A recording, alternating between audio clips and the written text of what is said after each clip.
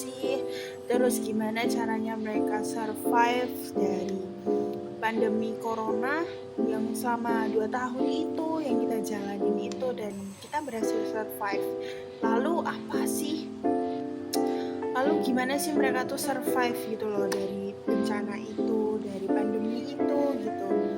Kan seperti yang kita tahu ya, kalau pantai itu kan salah satu objek wisata yang sempet ditutup gitu loh selama pandemi. Nah, kira-kira selama itu tuh mereka ngapain aja gitu loh.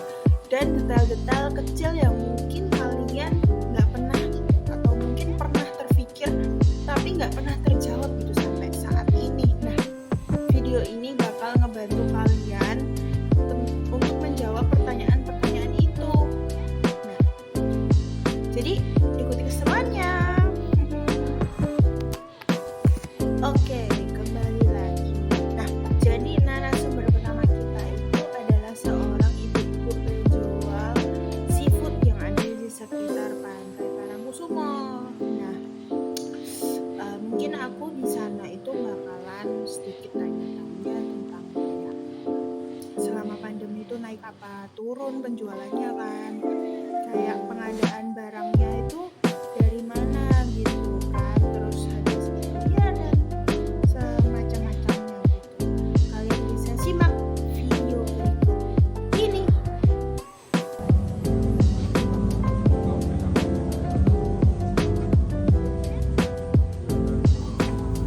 Mungkin bagaimana perkembangan perdagangan di daerah ini selama beberapa tahun terakhir, kayak naik turun apa gimana kan nggak mesti turun setelah COVID. Terus apa ada musim tertentu yang lebih ramai untuk dagang gitu, kayak musim liburan atau Bulan ya, bulan tahun baru, tahun baru, bulan apa? Idul Fitri? Lebaran. Terus ada nggak sih Bu tantangan terbesar yang dihadapi sama ibu sama dagangan di sini? Kalau nggak ada pembeli, Oh, tapi Ibu punya sampingan gitu? nggak ada. Jadi cuma ini. Terus kira-kira ada nggak sih Bu kebijakan pemerintah atau peraturan yang mempengaruhi?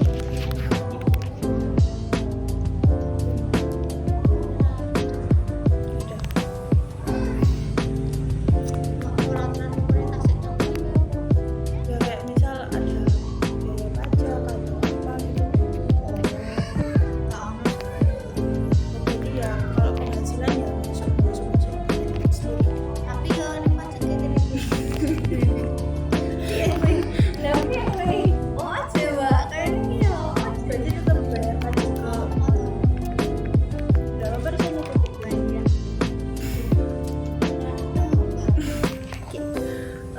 Biasanya kerja sama pihak siapa aja untuk menyediakan bahan dagangan ini? Ini salah satuan di sini Tori. Siapa nih mbak? Ini Tori. Dan ini bukan nih.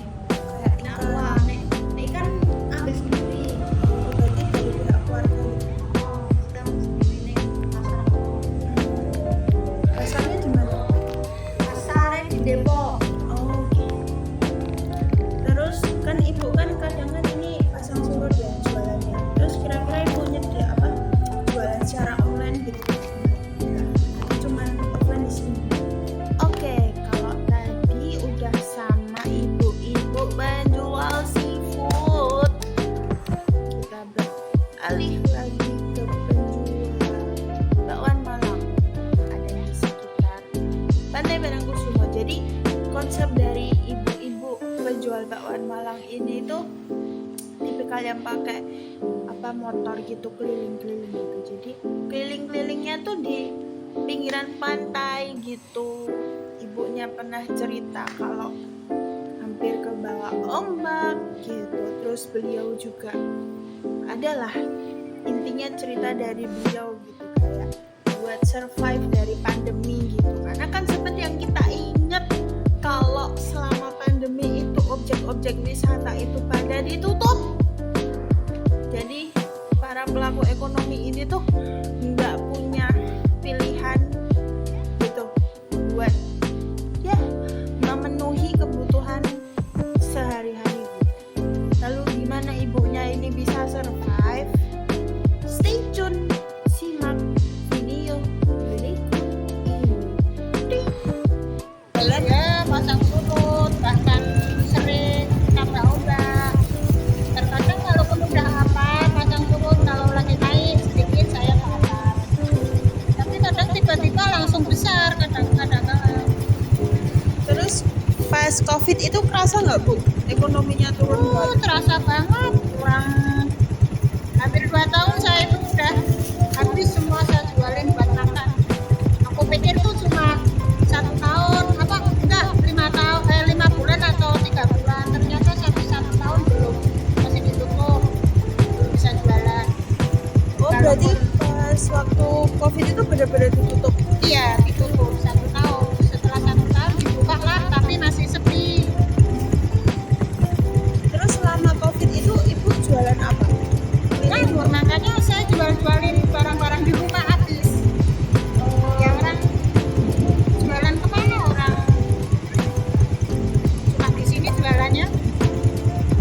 Terus kira-kira dari pemerintah itu ada peraturan yang ngatur nggak Bu tentang jualan di sini? Enggak, Pajak itu enggak? cuma sekali ikut anggota dulu bayar berapa, masih murah, masih 700. Kalau sekarang mah udah nggak boleh. Kalau saya gantiin yang udah keluar, tak gantiin 2 juta aja nggak boleh.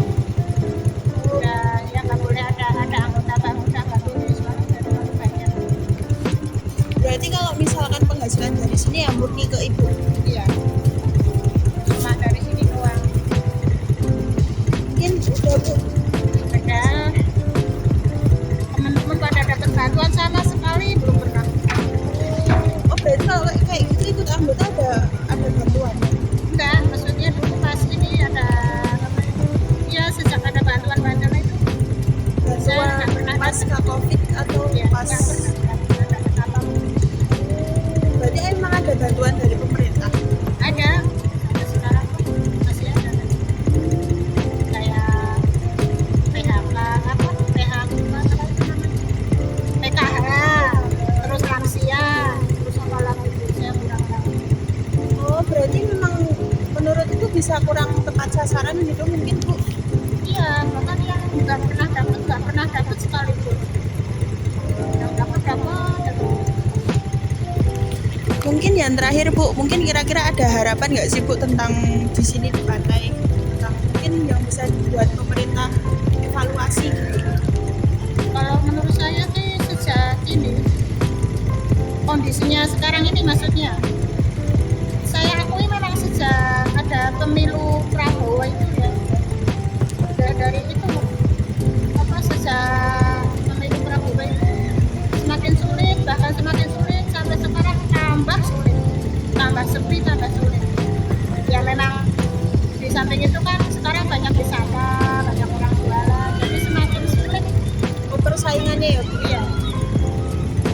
Terus dari Ibu sendiri ya kayak ada perubahan yang buat promosi lagi atau gimana gitu Bu? Nggak ada ya, belum ada perubahan. Berarti Malah ya, justru semakin sepi, semakin sulit. oke. Mungkin segitu aja Bu, terima kasih ya. Terima kasih. Tadi udah sama ibu-ibu penjual seafood. Oke. Terus ibu-ibu penjual bakwan Malang. Oke, yang udah jualan selama 8 tahun dan segala macam apa rintangan yang sudah Ibu bakwan Malang lewatin.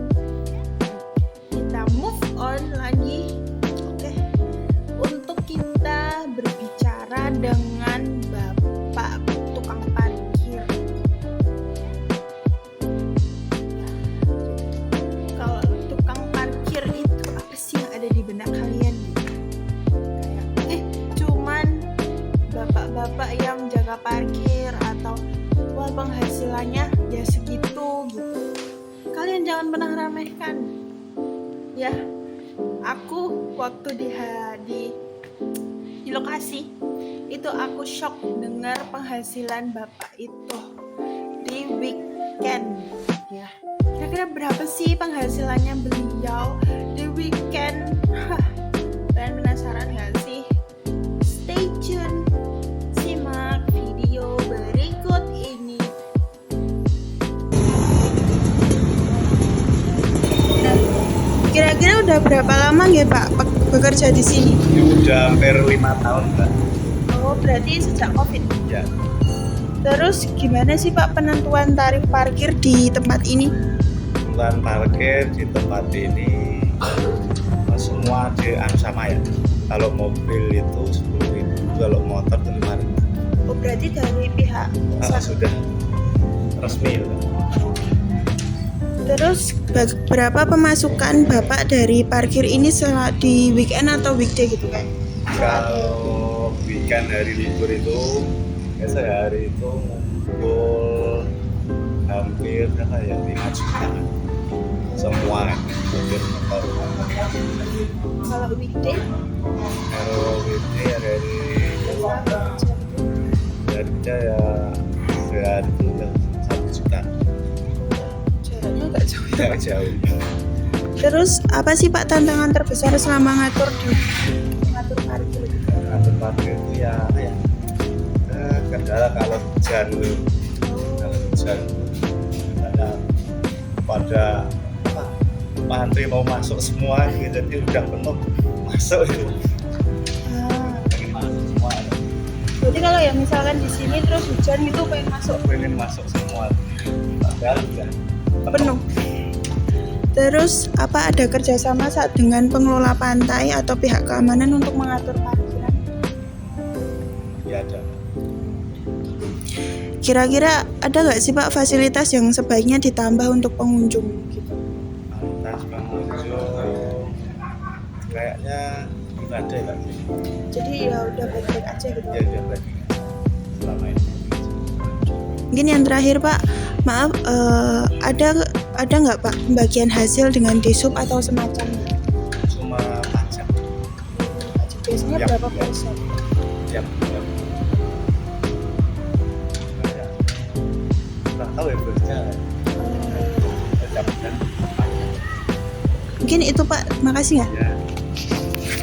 Kembali lagi bersama Rani.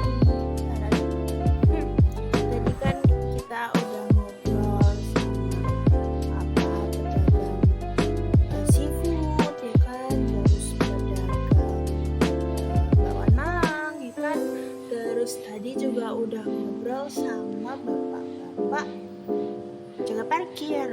Nah, sekarang waktunya kita berpisah. Jadi aku harap video ini sedikit menjawab pertanyaan kalian gitu loh, tentang ya cerita-cerita singkat gitu lah ya, cerita-cerita singkat bersama pelaku-pelaku ekonomi yang ada di Pantai Parangkusumo gitu. Sebenarnya tuh di sana tuh banyak banget.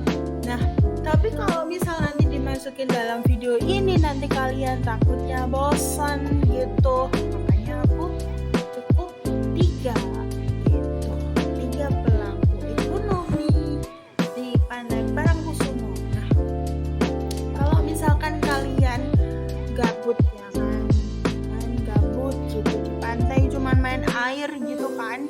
Nah, itu bisa buat kegiatan kalian gitu, kayak tanya-tanya sama pedagang-pedagang di sana, karena kan seperti yang kita tahu pantai itu banyak sekali pedagangnya, banyak sekali pelaku ekonominya gitu. Jadi gak ada salahnya kalian buat kayak tanya-tanya gitu, biar mereka pun juga sharing sama kalian dan kalian pun bisa nambah ilmu, nambah wawasan